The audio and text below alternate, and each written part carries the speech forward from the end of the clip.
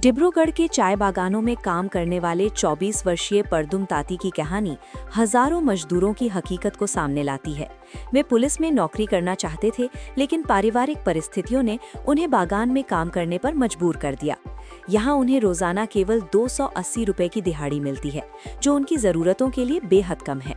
असम में करीब 8 लाख चाय बागान मजदूर इसी तरह कम वेतन, सीमित सुविधाओं और कठिन हालात में काम कर रहे हैं।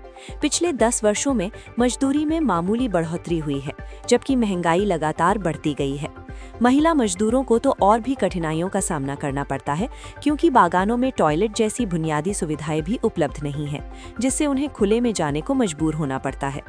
इन बागानों की संरचना भी काफी बड़ी और व्यवस्थित होती है, जहां 12-14 हेक्टेयर में फैले सेक्शन में 60-70 मजदूर काम करते हैं और एक बागान में करीब 800 लोग कार्यरत होते हैं। सुबह 7 बजे से शाम 4 बजे तक काम करने के बाद भी मजदूरों की आमदनी इतनी नहीं होती कि वे अपने परिवार का ठीक से पालन पोषण कर सकें। इंटरनेशनल लेबर ऑर्गेनाइजेशन और ग्लोबल लिविंग वेज कोalition की रिपोर्ट के अनुसार एक मजदूर को परिवार चलाने के लिए कम से कम 15,000 रुपए मासिक आय की जरूरत है, जबकि वर्तमान में उनकी आय लगभग आधी ही है।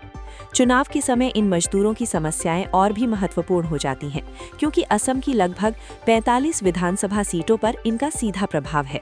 मजदूरों की मुख्य मांगें हैं दिहाड़ी बढ़ाना, जमीन का मालिकाना हक और टी ट्राइब को अनुसूचित जनजाति यानी एसटी का दर्जा देना। कई मजदूरों का कहना है कि दूसरे राज्यों में समान समुदायों को एसटी का दर्जा मिल चुका है, लेकिन असम में अभी भी वे इससे वंचित हैं। रहने की स्थिति भी चिंताजनक है। क्वार्टर जर्जर है, छतों से पानी टपकता है और कंपनियां मरम्मत पर ध्यान नहीं देती। बीमा, स्वास्थ्य सुविधाएं और अन्य सामाजिक सुरक्षा भी सीमित है।